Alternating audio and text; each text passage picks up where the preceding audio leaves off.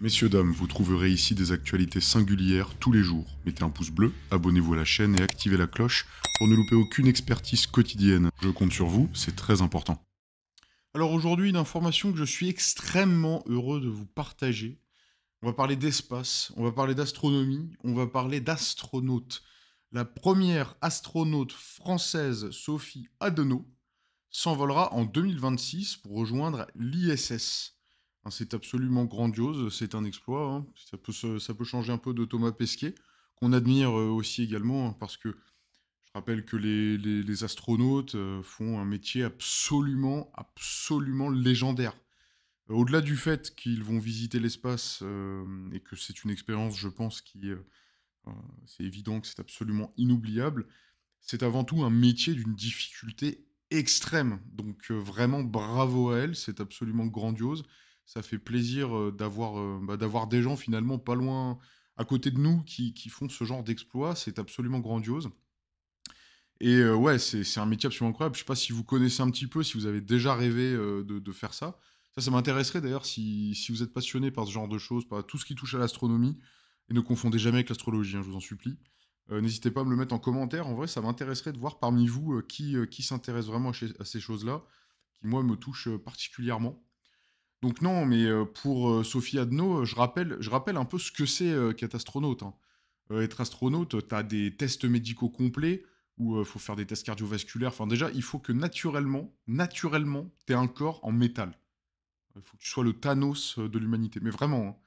Pareil pour la condition physique. Il faut des tests de force, d'endurance, flexibilité, de coordination. Enfin, on te demande un truc, mais d'un niveau, mais rien que ça. Hein. Et ça, c'est la base de toi. Hein. Il y a même beaucoup de choses sur lesquelles il y a un peu, même énormément de parts de génétique, hein, on va pas se mentir.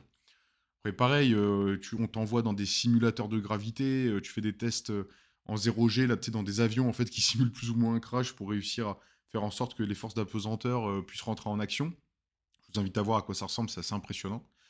Tu passes aussi du temps dans des centrifugeuses. Là, on connaît tous cette image du truc qui tourne à toute vitesse, là, dans ces centrifugeuses, où tu subis toutes ces forces rotatives en plein visage, etc. Enfin, on est vraiment sur quelque chose de chaud. Tu dois survivre en milieu hostile, des atterrissages d'urgence qui doivent être faits. Tu dois survivre dans des conditions extrêmes, mais vraiment.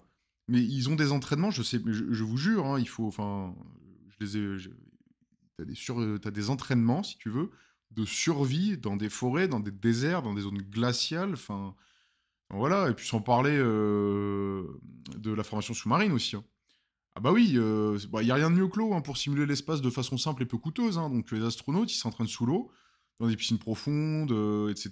Et pour simuler le travail en apesanteur et dans des conditions extrêmement difficiles. Et ça c'est que les tests physiques. Hein. Ça, les gars, c'est que les tests physiques, parce que tu as les épreuves intellectuelles derrière. C'est simple, faut être un Thanos combiné à Oppenheimer. Faut que tu sois un génie dans un corps d'Ultron, quoi. Mais vraiment, hein.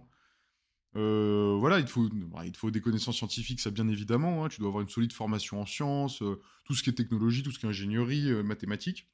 Il faut que tu sois carton dedans. Tu passes des examens de tests en ce qui concerne toutes les sciences dures, hein, chimie, biologie, ingénierie, physique. T'as pas sociologie ou sciences humaines. Hein. Là, t'as pas ça. Hein. Là, t'as que le sérieux. T'as que la fine moelle enfin, les seules sciences, quoi, les seules véritables sciences, quoi. Donc pareil, des tests de résolution de problèmes, tu as des compétences linguistiques aussi, parce que comme tu vas coopérer avec des astronautes collègues qui viennent d'autres pays, il faut que tu sois à fond là-dessus, il faut que tu sois très très chaud en linguistique, et puis il faut que tu sois prêt à réagir en cas de panne spatiale, donc tes compétences en ingénierie doivent être vraiment poussées. Et pareil, on te demande aussi des trucs de capacité cognitive, hein. Faut que tu prennes des décisions sous pression, faut que tu travailles efficacement en équipe, et puis dans des conditions quand même, je vous rappelle, c'est l'espace, hein. L'espace, il n'y a rien qui est fait pour que tu vives dedans. En fait, en dehors de la Terre, il n'y a rien qui existe pour qu'on vive. Donc, t'as le rayonnement cosmique qui t'en envoie plein la tronche. Bon, bien sûr, on a les combinaisons, etc. Mais ce que je veux dire, c'est qu'au moins de pépins, t'es KO. Hein.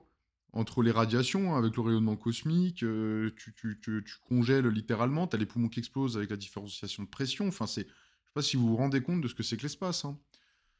Puis bon, sans parler des formations aux systèmes spatiaux que tu dois faire, machin. Enfin, c'est absolument un métier légendaire, hein, vraiment. Donc bravo à elle, vraiment, tout mon respect personnel, parce que c'est génial de réussir à faire ça. Franchement, c'est un rêve, C'est un rêve de le faire, et surtout, il faut s'en donner des capacités qui sont extrêmement rares, hein, faut le reconnaître. Donc voilà, bravo, bravo à tous ceux qui réussissent astronautes. Là, j'étais heureux de vous partager ça. C'était un moyen aussi de vous parler de ce métier que je pense absolument hors du commun. Et bravo, bravo du coup à notre concitoyenne, n'est-ce pas, pour cet exploit. Je vous laisse me dire en commentaire ce que vous en pensez, si ça vous a intéressé. Moi, j'aime beaucoup les formats scientifiques, donc n'hésitez pas à communiquer là-dessus. Voilà, abonnez-vous, hein, likez, partagez, comme d'hab, c'est très important. Moi, je vous dis à la prochaine. Voilà.